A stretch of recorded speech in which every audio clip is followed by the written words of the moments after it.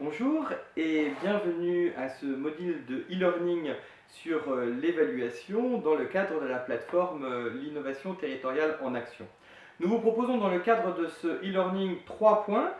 D'une part, quels sont les mots de l'évaluation. D'autre part, en quoi la place des objectifs de développement durable, des ODD, est structurante aujourd'hui dans le périmètre de l'évaluation. Et troisième point, quelles sont les différentes formes de l'évaluation. Nous verrons qu'il y a 3 formes complémentaires d'évaluation. Premier point, donc, quels sont les mots de l'évaluation?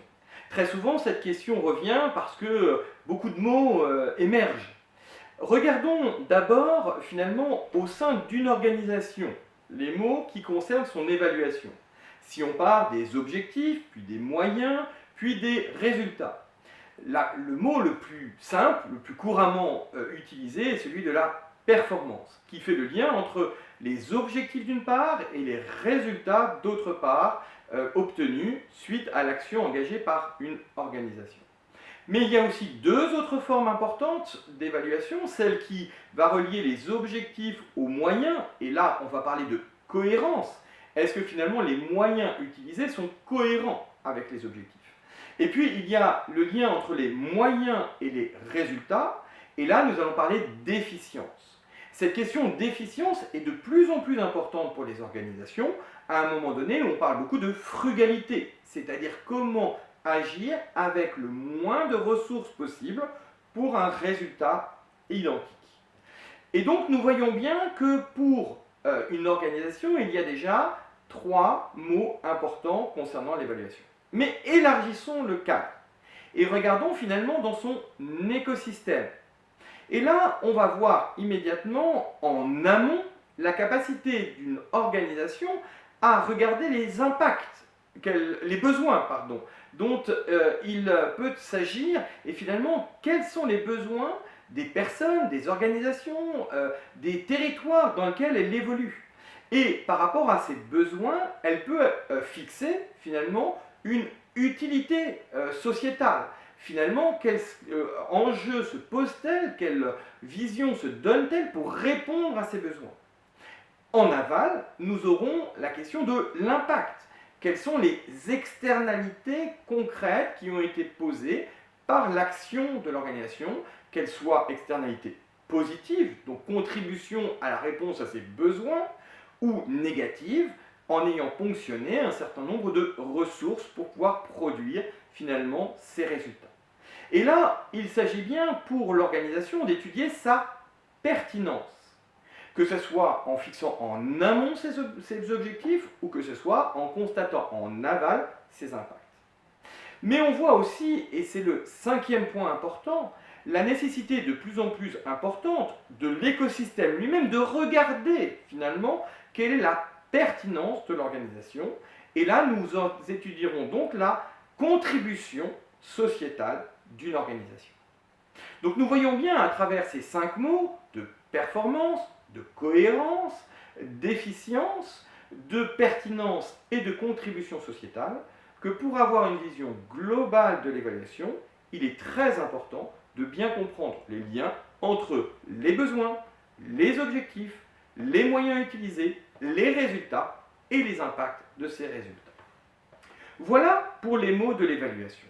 Deuxième point, étudions maintenant le rôle des objectifs du développement durable, des ODD signés en septembre 2015 et dont le président de la République, le 25 septembre prochain, à l'ONU, ira porter la feuille de route pour la France d'engagement pour répondre à ces objectifs collectifs qui sont une synthèse finalement de tous les objectifs sur lesquels il est important de répondre pour être capable, d'un point de vue mondial, de répondre à la fois aux questions économiques, sociales, environnementales et sociétales, et de pouvoir avoir une réponse cohérente. Et donc ce qu'il est bien important de voir avec les ODD, c'est qu'il s'agit bien de poser des objectifs sur le quoi, que devons-nous faire? À la différence d'autres outils extrêmement importants qui permettent à chacune des organisations de savoir finalement comment elle va faire, que peuvent être par exemple le référentiel ISO 26000 qui va permettre de donner quels sont les processus auxquels chacune des organisations peut répondre pour pouvoir y répondre.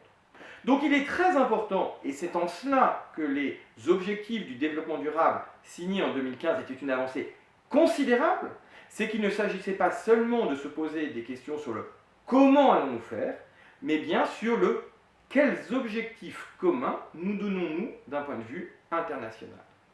Encore une fois, nous sommes à un momentum important, puisque 4 ans après son lancement, la France donnera le 25 septembre 2019 ses engagements sur cette feuille de route commune et mondiale, comme chacun des autres pays du monde.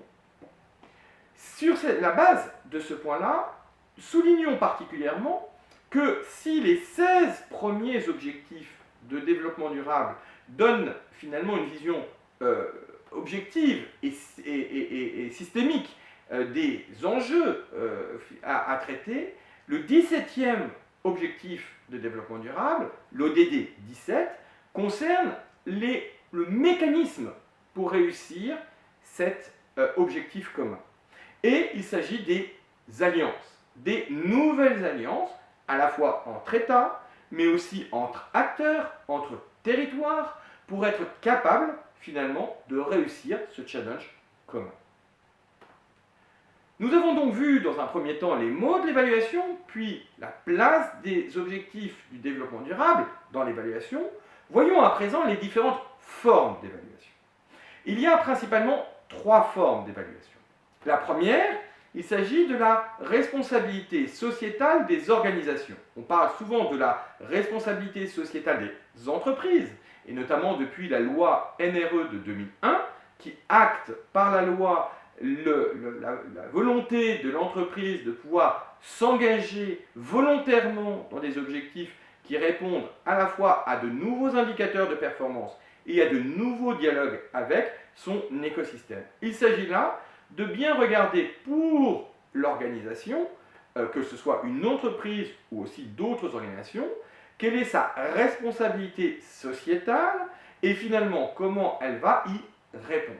Donc nous sommes bien dans une forme de 360 degrés qui va pouvoir analyser à la fois les différents indicateurs de performance de l'organisation et les dialogues avec ses parties prenantes qui vont y répondre.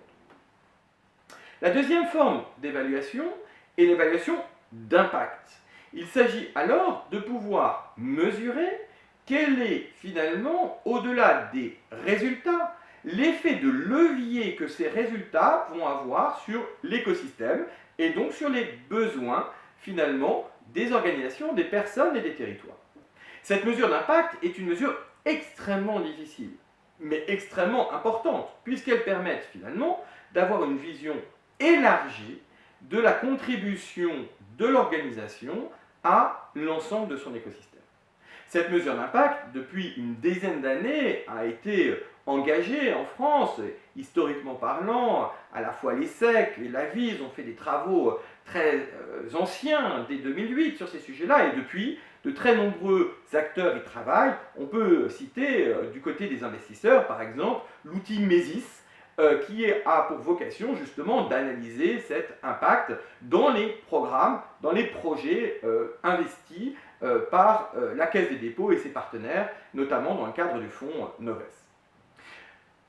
Entre ces deux évaluations, celle de la responsabilité sociétale de l'organisation, qui donne une vision globale de la contribution d'une organisation, et celle de son impact, c'est-à-dire ses effets de levier, est apparue, il y a une dizaine d'années, une troisième forme d'évaluation.